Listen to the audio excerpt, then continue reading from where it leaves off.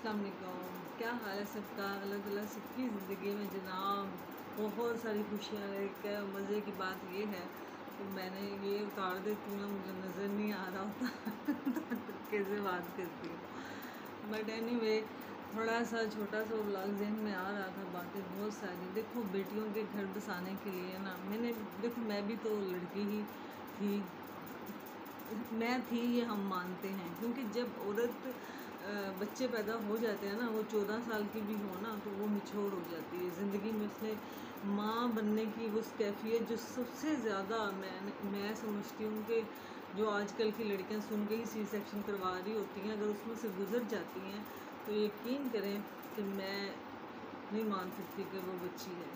अगर वो घर बसाना चाहे तो बच सकता है। और हमारे मैं खुद बाहर रही हूँ काफ़ी अर्सा। मैंने यकीन करें, वहाँ मैंने आज तक किसी मेम को या गोरे गोरी को ना, बच्चों को ऐसे ऐसे ऐसे ऐसे यूँ करते नहीं देखा। ये बात मैं क्यों कर रही हूँ? क्योंकि हम जो भी है ना, वो मैं हूँ या आप हैं, हमें क्या एक आदत है कि हमने बच्चे को ना पूरी पूरी रात गोद में यूँ टांगे करते हुए करना। यकीन करें, अभी टांगे काम ही नहीं करती, झूठे दे दे के सोना, जितने झूठा रुक गया उधर ही बच्चे ने रुक जाना है। लेकिन बहरहाल 100 बातों में से एक बात है, यकीन करें, बेटियों के घर बसाने के लिए थोड़ा सा स्ट्रिक्ट होना पड़ता है। जब आप चॉइस कर रहे होते हैं ना, जब भी बच्चों, और अव्वल तो मैं समझती हूँ कि इतना कॉन्फिडेंस बच्चों के अंदर होना चाहिए कि मेरे माँ बाप मेरे लिए अच्छा ही सोचेंगे। देखो, हमेशा मैं कहती हूँ कि शादी एक ही होती है, उसके बाद खज्जल खराबी होती है। इसलिए जो शादी हो रही है या उसके अंदर आपको कोई ऑब्जेक्शन है अगर, या आपको लग रहा है ये सही नहीं है, तो उस वक्त बोल लो। उसके बाद घर को तोड़ना, माशरे में भी ये हकीकत है, बदनामी है। देखो, जिस चीज़ को इस्लाम कहता है ना, उस पर आप डिनाई मत किया करें। इस्लाम ने औरत को घर में निचला दर्जा इसलिए दिया, घर की कुरानी दी। मर्द को मतलब इस दुनिया में मर्द की फजीलत ज़्यादा है। मर्द को इज़्ज़त के करना औरत पर फ़र्ज़ है। अल्लाह ने कहा कि अगर मुझे वो ये बात सुनने के बाद तो बस हद हो गई ना, कि अल्लाह ताला ने कहा कि अगर मैं अपनी जगह मेरे सिवा किसी को सजदा कहता करूं, तो वो बीवी अपने शोहर का सजदा करे। दूसरी बात ये कि एक और जगह मैंने सुना था ये बात तो बहुत ज़्यादा, कि औरत अगर मर्द के जिस्म पे पूरे छाले बने होते हैं पीप वाले, वो सारी ज़िंदगी भी वो छाले पीप वाले मतलब उसको पीती रहे, चाटती रहे, तो तब भी वो मर्द का एहसान नहीं उतार सकती। बाकी जहाँ तक बहुत ज़्यादा बातें फील होती हैं कि देखो, जिस माशरे में औरत ने फसाद डाला उधर ही फसाद बनता है। औरत ने घर बनाना होता है, हमने उनकी तरबियत करनी होती है। छोटी छोटी बातों पे आके, हाँ तेरी सास की कहती देना, छोड़ो, फॉरगेट इट। घर बसाना है तो उसको, मैं हमेशा कहती हूँ कि मेरे अब्बू मुझे 5 दिन से ज़्यादा नहीं रहने देते थे। उसकी वजह आज समझ आती है जाके। अगर मैं वहाँ पर महीना महीना रहती तो फिर मैंने यहाँ कहाँ रहना था। मुझे तो ऐसे लगता है कि मैं अब रहने वाली सरगोदे क्यों ना मैं किसी और को जानती ही नहीं। और बाकी मैं ज़ाती पर्सनली बहुत बच्चियों से रिक्वेस्ट करूँगी, देखो ज़िंदगी में जितने भी आप आगे बढ़ जाओ, मैं भी पढ़ी लिखी हूँ, मुझे भी चीज़ों का अंदाज़ा है, लेकिन माँ बाप की इज़्ज़त अपनी जगह होती है। उनका एहतराम करना, उनकी सोच पे, उनकी जो मैं समझती हूँ माँ समझती है ना, अगर आपको अपने अम्मा पर यकीन है कि वो मुझे जानती हैं, कहते हैं ना बाज़ का माएँ थोड़ी सी होती हैं, लेकिन माँ आपका बुरा नहीं सोच सकती। और कभी भी वो क्या कहते हैं, ये मेरा ज़ाती मेरा खोल है कि अगर बीवी बात करे तो मर्द अपने तक रखे, माँ करे तो वो अपने तक, बहन रखे तो अपने तक। तो यकीन करें, कभी घरों में लड़ाइयाँ पड़े ही ना। लड़ाइयों की जड़ ही ये बात है कि यहाँ की बात वहाँ, वहाँ की बात वहाँ, ये आगे बढ़ती जाती है, फसाद डलते जाते हैं। बाकी ये दुनिया फ़ानी है जनाब, अपने हाथों से गए हैं, अपने माँ भी गई, बाप भी गया, बेटा भी गया, सास भी गई, जेठ भी गए, ससुर भी गए, नंदे भी गई। देखो, सबने जाना है दुनिया से।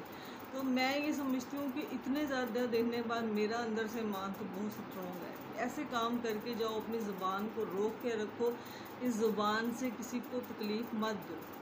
देखो, माँ बाप रिश्ते जिस तरह से भी हैं, इन सब रिश्तों, इनसे बढ़कर कोई रिश्ते ही नहीं हैं।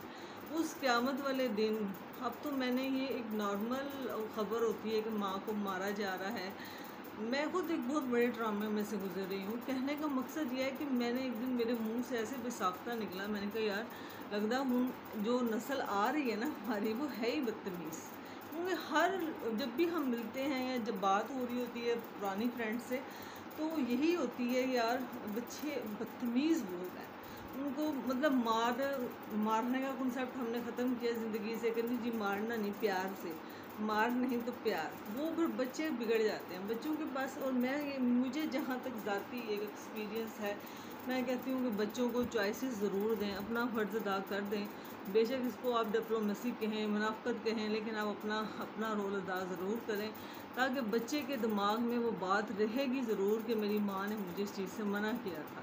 लेकिन अगर आप बिल्कुल ही ये सोच के मना करना छोड़ देंगे कि नहीं कड़ा मेरी गल मननी, मैं एवं सिर खाई जा रही हूँ अपना, नहीं आप खुदा के आगे तो सुरखरू हो ना। वो कहते हैं ना किसी चोर को सज़ा मिल रही थी तो उसने कहा कि मेरी माँ से मुझे बुला देंगे, तो फांसी दी जाने लगी थी। तो वो जब माँ आई तो उसने अपनी माँ के हाथ काट लिए, इतनी ज़ुबान काट ली। उसने कहा कि अब जिस दिन मैं पहले दिन चोरी करने गया था तो तुम क्यों नहीं बोली थी, हाँ ज़ुबान काट दी थी। आपने मुझे पहले दिन बताया होता कि माँ पुत्र ए गलत है तो ए सही है, तो मैं ये गलती आज ना करता।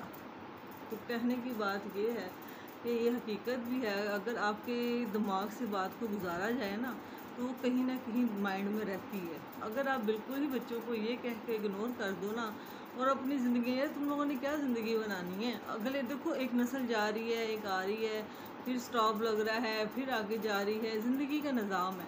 अब हमारे से पीछे वाली जो नस्ल है, मैं सोच रही थी तकरीबन ख़त्म हो गई है, जो अम्मी वाली थी। उसके बाद वाली जो है वो अभी चल रही है, उसके बाद हम आ जाएंगे, उसके बाद हमारे बच्चे आ जाएंगे और ज़िंदगी ऐसे ही गुजरनी है। और मैं तो हमेशा कहती हूँ कि दिलों को साफ़ करने की कोशिश करें, बड़ा मुश्किल काम है मुझे पता है लेकिन हिम्मत से हौसले से ज़रूर किया करें। और जो लोगों को मैं, और सबसे ज़्यादा ज़रूरी मैसेज ये था कि देखो अगर बहुत सारे जो पॉपुलर यूट्यूब पे काम कर रहे हैं, ये बात हमेशा याद रखा करें कि कुछ भी पाने के लिए कुछ खोना भी पड़ता है। इफ़ यू मीन कि आपको ज़िंदगी में मेहनत करनी पड़ती है, मेहनत के बगैर कुछ भी नहीं। ये मेरा भी तजर्बा है। और मेहनत से खाया जो आप कमा के खाते हो ना उसमें सुकून भी बहुत है। और अल्लाह ताला सबके लिए बहुत आसानियाँ पैदा करे। और टू मच रिक्वेस्ट है कि जितना हो सकता है ना वो डकी भाई की तरह तुसी बह जाओ सब्सक्राइब के बटन पर, और जितना हो सकता है जल्दी जल्दी से मेरा वॉच टाइम और मेरे अदर शॉर्ट्स का टाइम भी सारे ये कंप्लीट करवाएं।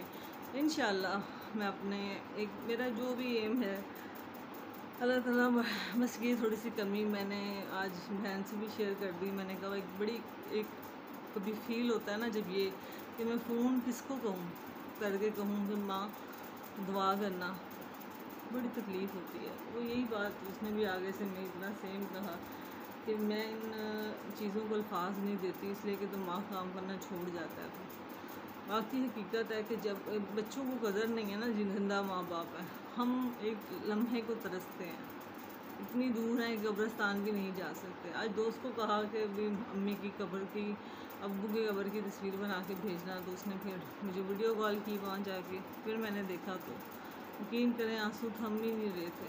बहर माँ को कहा, सलाम किया, वहीं से अब्बू को भी सलाम किया। अल्लाह ताला उनके लिए आगे के रास्ते आसान करे। हमेशा जहाँ कहती थी वहीं पर ही दफन है। अल्लाह ताला मेरे माँ बाप को बहुत, और मेरी दादी अम्मा जो कि उनका कोई भी नहीं है मेरी दादी का, कि जो उनके लिए दुआ करता होगा। हो सकता है किसी को ज़िंदा को याद हो, लेकिन जहाँ तक मेरा ख्याल है कि हम ही थे। बाकी अच्छा सोचें और जितनी जल्दी हो सकता है ना मेरा वॉच टाइम कंप्लीट करवाएं, सब्सक्राइब पूरे करवाएं। और पता नहीं मैंने क्या क्या काम करने हैं। ओके, टेक केयर, बाय, अल्लाह हाफिज़।